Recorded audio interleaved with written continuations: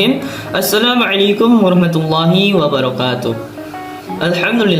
Alhamdulillahirabbil alamin wa bihi nasta'inu ala umuri dunya waddin wassalatu wassalamu ala asrafil anbiya'i wal mursalin wa ala alihi wa sahbihi ajma'in. Amma ba'du.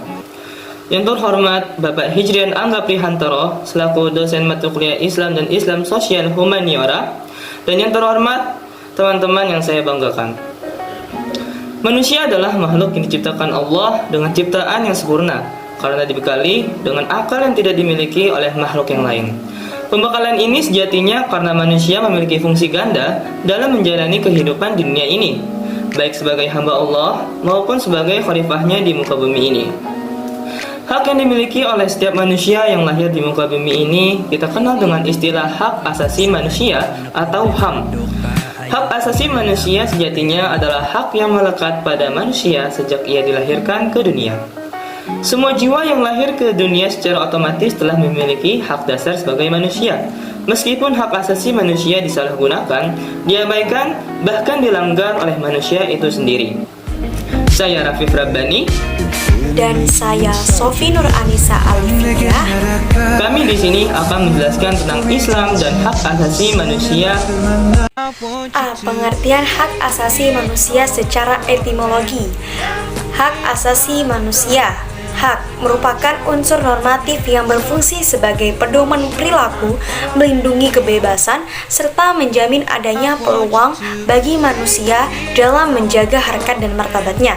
Sedangkan asasi berarti bersifat paling mendasar atau fundamental. Dengan demikian, hak asasi adalah hak yang paling mendasar yang dimiliki oleh manusia sebagai fitrah sehingga tak dapat seorang pun mengintervensinya, apalagi mencabutnya. Hak asasi manusia merupakan tuntutan yang secara moral bisa dibenarkan agar seluruh manusia dapat menikmati dan melaksanakan kebebasan dasar, harta benda, dan pelayanan mereka yang dipandang perlu untuk mencapai harkat kemanusiaan. Dengan kata lain, bila hak seseorang diabaikan, maka tidak hanya sistem perlindungan individu yang dipertaruhkan, melainkan juga melibatkan masyarakat sosial politik secara keseluruhan, dan bahkan bisa meluas dalam skala internasional. Kemudian kita berlanjut kepada sejarah awal dari hak asasi manusia. Konsep tentang hak asasi manusia sebenarnya sudah ada sejak masa filosof dan politikus Yunani Solon pada abad 6 sebelum Masehi, yang membuat undang-undang bagi penduduk Athena tentang pelarangan perbudakan, pemberian hak atas tanah bagi petani, dan pemberian hak waris bagi perempuan. Kemudian 3 abad setelahnya, yaitu Plato dan Aristoteles, berhasil membuat peraturan undang-undang untuk penduduk Athena yang isinya antara lain yaitu penghormatan terhadap sesama warga, kebebasan berbicara, dan persamaan kedudukan di muka umum.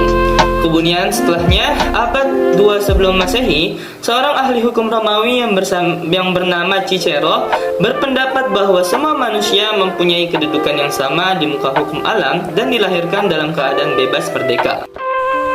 Pada dasarnya, konsep-konsep hak asasi manusia pernah disampaikan oleh Rasulullah SAW dalam khutbah wadahnya pada abad 7 Masehi. Di antara salah satu isinya yakni bahwa semua manusia mempunyai kedudukan yang sama. Yang membedakannya di sisi Allah hanyalah takwa. Namun, yang sudah menjadi klaim masyarakat barat, yakni konsep dasar hak asasi manusia pertama kalinya dicetuskan oleh Magna Carta di Inggris yang disusun 600 tahun setelah kebangkitan Islam. Selanjutnya kita akan membicarakan tentang hak asasi manusia dan perkembangannya. Hak asasi manusia dalam persepsi masyarakat internasional merupakan hak-hak individual yang berkembang dari pemikiran modern barat tentang hukum alam. Karenanya, hak asasi manusia bersifat sangat individual dan terkait dengan konsep budaya mengenai moralitas. Hak-hak itu terus berkembang di barat dan akhirnya menjadi standar institusional legal. Dengan adanya Deklarasi Universal Hak-Hak Asasi Manusia PBB tahun 1948, hak-hak tersebut sekarang menjadi hukum internasional yang harus diterima semua orang tanpa melihat agama dan kewarganegaraannya. Hak-hak manusia kemudian berkembang menjadi hak-hak kesejahteraan, yaitu kebutuhan akan keamanan, kemajuan budaya, pendidikan, stabilitas ekonomi, dan seterusnya.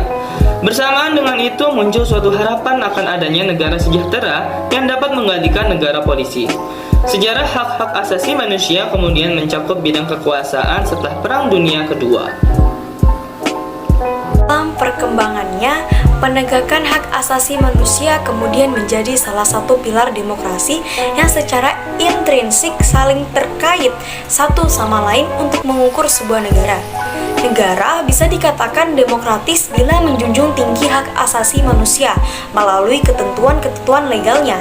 Sebaliknya, semakin sebuah negara tidak menghormati hak asasi manusia, maka negara tersebut bisa dikatakan tidak demokratis.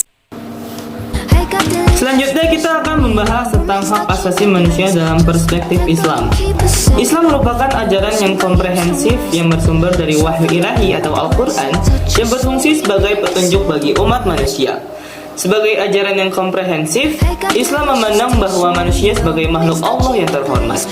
Ketakwaan kepada Allah diimplementasikan dengan melaksanakan segala perintahnya dan menjauhi segala larangannya. Allah memerintahkan kepada manusia agar berbuat amar ma'ruf nahi munkar tidak hanya kepada sesama manusia, namun juga kepada makhluk yang lain. Hal ini mengindikasikan bahwa Islam adalah agama yang rahmatan lil alamin. Manusia mempunyai posisi yang tinggi dalam kosmologi. Secara proporsional, ia harus diperlakukan pada posisi yang mulia. Terlepas dari latar belakang etnik, agama maupun politik, Allah telah menganugerahkan pada manusia 3 kemuliaan ataupun karomah, yaitu yang pertama adalah karomah fardhiyah atau kemuliaan individu, yang berarti bahwa Islam melindungi aspek-aspek kehidupan manusia, baik aspek spiritual maupun aspek material. Yang kedua ada karomah ijtimaiyah, yaitu kemuliaan kolektif, yang berarti bahwa Islam menjamin sepenuhnya persamaan di antara individu-individu. Yang ketiga yaitu adalah karomah siyasiyah ataupun kemuliaan politik, yaitu Islam memberikan hak politik kepada individu untuk memilih atau dipilih pada posisi politik. Dalam kaitannya tentang persamaan hak dan kedudukan, Al-Quran telah mengantisipasinya dengan salah satu ayat menyatakan bahwa yang paling mulia di sisi Allah adalah yang paling bertakwa. Disebutkan dalam Quran surah Al-Hujurat ayat 13. Al-Quran mengatakan bahwa Tuhan meninggikan martabat manusia lebih tinggi dari makhluk-makhluk yang lain. Disebutkan dalam Quran surah Al-Isra ayat 70. Manusia menjadi terhormat karena ia bertanggung jawab dan ketinggian martabat tersebut dibuktikan secara teologis. Dikonkretkan dengan tindakan Nabi yang membebaskan seorang budak negro, yaitu Bilal, bahkan mengangkatnya menjadi muadzin. Contoh ini sudah jelas bahwa menunjukkan bahwa harkat martabat manusia melampaui segala hal yang baik, dari warna kulit maupun status sosial. Pada saat itu, tidak ada yang lebih liberatif daripada tindakan yang dilakukan oleh Rasulullah SAW. Islam juga menerangkan bahwa watak pokok individu yakni watak seseorang yang beriman. Watak pokok itu tidak memisahkan unsur kerohanian dari unsur duniawi, unsur etis dari unsur yuridis.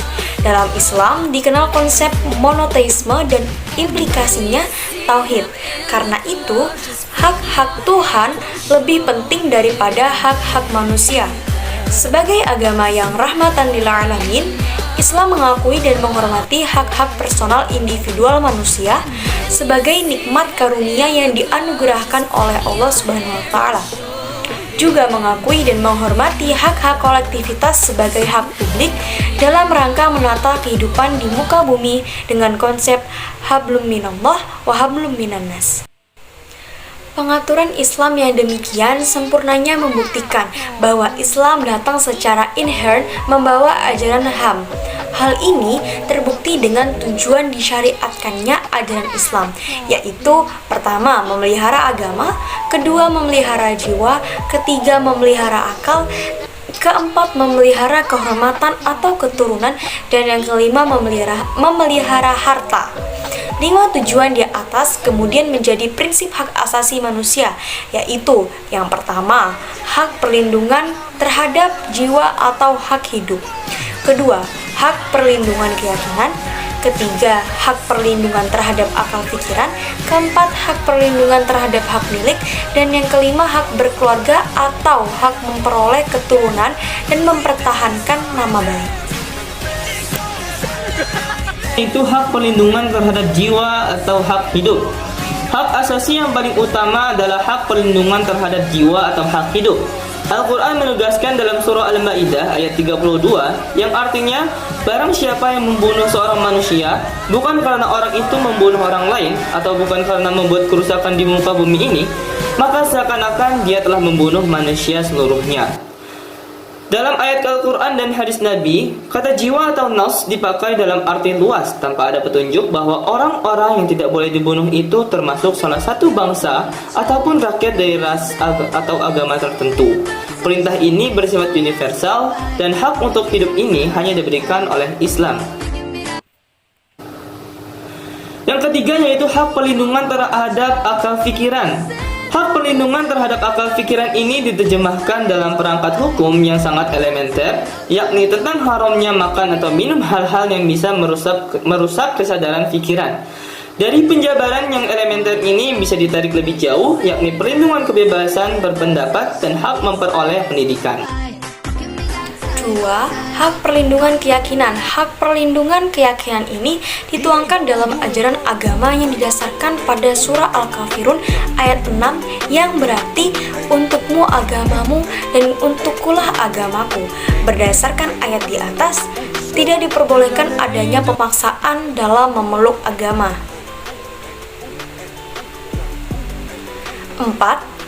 Hak perlindungan terhadap hak milik. Hak perlindungan terhadap hak milik diterjemahkan dalam hukum tentang keharaman mencuri dan hukuman yang keras terhadap pencuri, hak milik yang dilindungi secara sah. Jika diterjemahkan lebih luas lagi, hak ini dapat dipahami sebagai hak bekerja atau memperoleh pendapatan yang layak, hak cipta dan kekayaan intelektual. Menurut Maududi, hak asasi manusia dalam Islam adalah hak yang diberikan Tuhan. Jadi tidak ada individu maupun lembaga yang memiliki wewenang untuk mencabut hak-hak yang diberikan oleh Tuhan. Menurut Abdullah Ahmad Naim, paling tidak ada 3 dimensi keterkaitan antara syariah dengan hak asasi manusia. Yaitu yang pertama, ada keterkaitan yang luas antara budaya lokal dan hak asasi manusia. Dalam arti bagaimana orang mempersiapkan standar-standar internasional dan apakah mereka menerima atau menolak fondasi moral etik dari standar-standar tersebut. Problem ini menjelaskan sejauh mana universalitas hak asasi manusia diterima oleh masyarakat partikular atau Islam dan sejauh mana partikularitas tersebut diterima oleh masyarakat internasional. Yang kedua yaitu adanya keterkaitan legal yang sebelumnya di wilayah hukum personal bagi kaum muslim. Dan yang ketiga, adanya dampak dari upaya-upaya implementasi syariat dalam Islam yang lebih menyeluruh belakangan ini, seiring dengan munculnya kembali kebangkitan Islam. 5.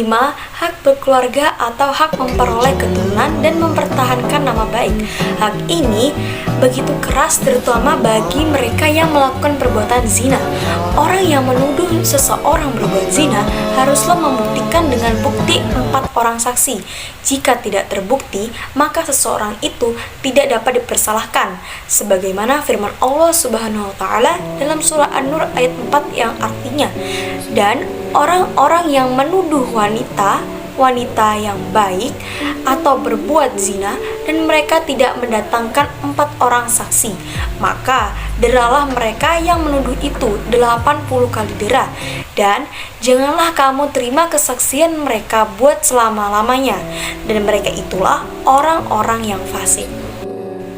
Pandangan HAM PBB memperlihatkan manusia dalam kacamata sekuler memunculkan 3 pandangan berbeda di kalangan umat Islam, yaitu yang pertama, menolak secara keseluruhan konsep HAM PBB, yang kedua, menerima secara keseluruhan konsep HAM PBB, dan yang ketiga merupakan tanggapan yang bersifat ambigu yang mencerminkan adanya keinginan untuk tetap setia pada syariah.